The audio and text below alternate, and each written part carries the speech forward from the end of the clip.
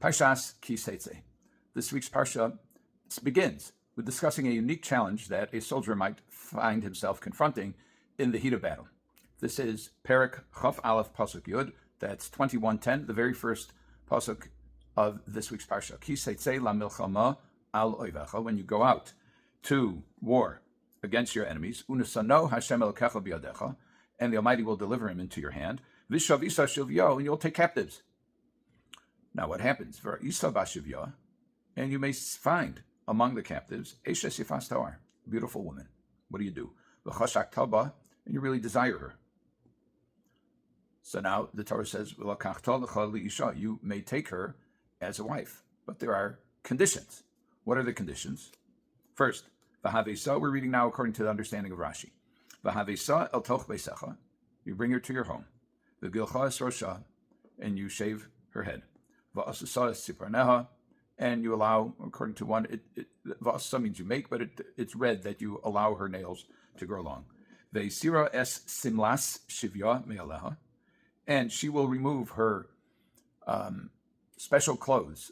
According to tradition, that it was not uncommon for women to dress up in alluring ways in order to either attract or distract the enemy. So, have to dress normal. Allow her nails to grow, etc. She'll stay with you, and she'll cry over her parents for a month. And then you can marry her. Now, this is a very strange halacha. It's strange in the sense that we don't find a parallel elsewhere to this kind of thing. Normally, it would not be permissible to marry a woman outside of your, who's not of Bnei Israel, who's not an Israelite woman.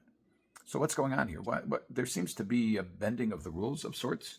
So Rashi says, you'll take her as a wife, a war bride. Lo dibra Torah ela keneged yetzahara. The Torah is talking directly corresponding to the evil inclination. What does that mean? So Rashi continues. This is according to the Gemara in Kiddushin. Rashi says, Im ein HaKadosh Baruch Hu matira yisa ena be'isr. If Hashem would not render it permissible to marry her, he would be intimate with her in a prohibited way. That is an unusual rule. It's an unusual principle.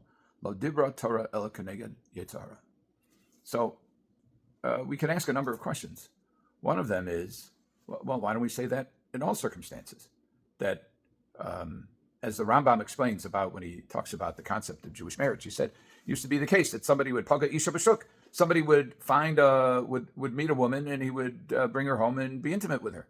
And then the Torah said, no, you can't do that. You have to have Kiddushin. You have to have a marriage, and a marriage has responsibilities. It has a legal status, etc.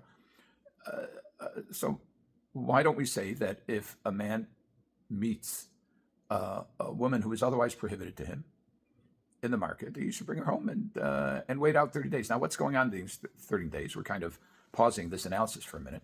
So the Chazal say that if she's inclined, she converts.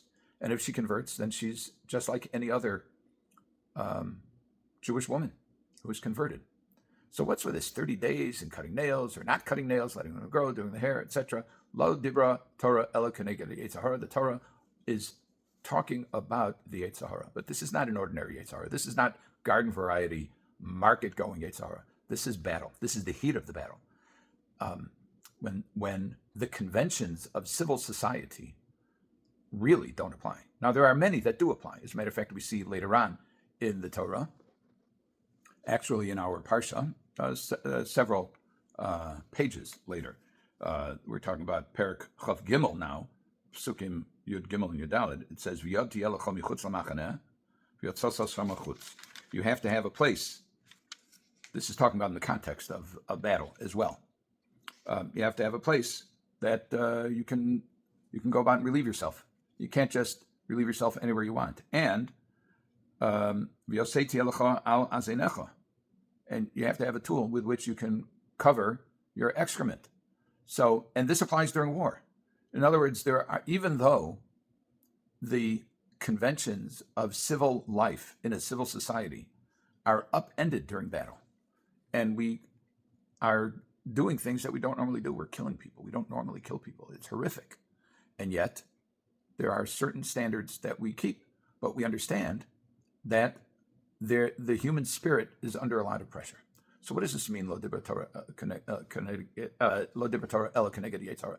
The Torah is talking to the Yetzer Hara, if you will, or corresponding to the Yetzer Hara. Well, what's going on is a cooling off period, a self-imposed or a Torah-imposed cooling off period. And also, let's get to the bottom of what the attraction really is. Are you attracted to a dialed up version of this woman, or are you attracted to this woman herself? The Hachayim has a very interesting, to me, pshat, in which he says that when it says and you see a beautiful woman, it does not mean solely an externally beautiful woman, but it refers to someone whose neshama, whose soul is beautiful, and you're attracted to her. But she's not of your people. She's not an Israelite. She's not of Bnei Yisrael. So what do you do? So there are different approaches under different circumstances. And when we are in circumstances where the normal controls of civil society do not obtain, so then we take a step back and we do a workaround. We do plan B. What's plan B? Plan B is not rape and pillage. That's not plan B. Plan B is if you see a woman who's attractive, either on the simple level because she's beautiful, or on the Or HaChaim's level, that you're attracted to her Kedusha, to her sanctity, that she stands out, she's unusual because among your enemy, she's a refined soul, then we impose new controlling circumstances, which are, you have a 30-day cooling off period. And then if you still are in the same position of desire and love, and she is willing to convert, then you can have a relationship. So what we see is that in grappling with the Yetzer Hara, sometimes you need to have different tactics depending on the circumstances. Sometimes you can just say no, and that works. It may not work, but that's the standard. Sometimes the standard is, okay, but wait, just wait. And I've spoken with mechanchim who deal with all kinds of issues of their students and wanting to do things that are prohibited. And his suggestion is, wait 5 minutes. Now, what's the difference between saying don't do it or wait?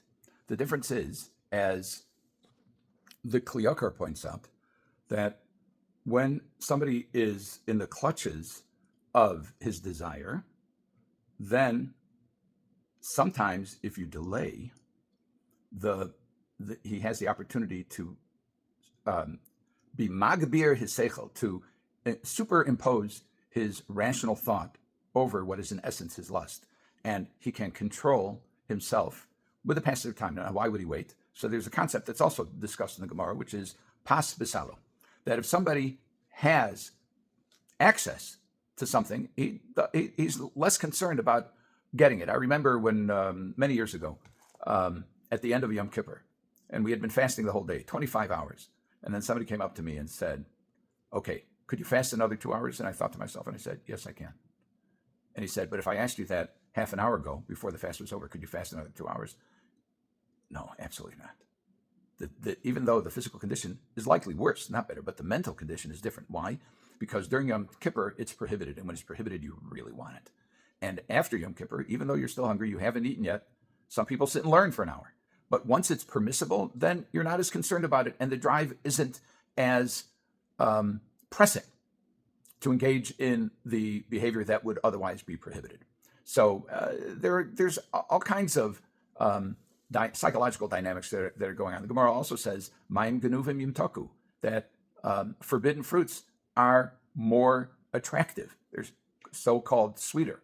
In other words, if we have access to something, we can wait. And if we wait, we may be able to engage our brains to the point that our rational mind will supersede our base desires, and we'll be able to control ourselves. And in any case, in this circumstance, the Torah is saying, yes, battle does knock down, does destroy a lot of the conventions of societal norms, and creates opportunities to do things that otherwise would not be permissible, and to see opportunity that you wouldn't have otherwise seen. But nevertheless, we control it, we package it, we make it available, but only after time and after cooling off period. And if we're successful, we actually superimpose our intellect over our desire, and we end up doing the right thing. Have a good Shabbos.